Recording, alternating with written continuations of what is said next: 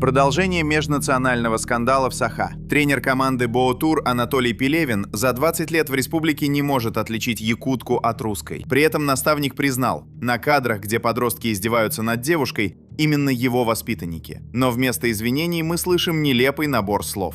Дети у меня сидели поодаль от других людей, чтобы не мешали никому. И просто где-то они там игрались сами с собой. В метрах 5-6 от нас сидела женщина.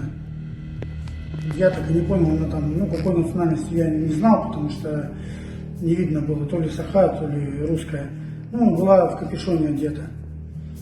У него телефон в руках был, я как-то не придал этому значения, что сидит человек с телефоном, там, может переписывается, может еще что-нибудь делает. Меня это, в принципе, не интересовало.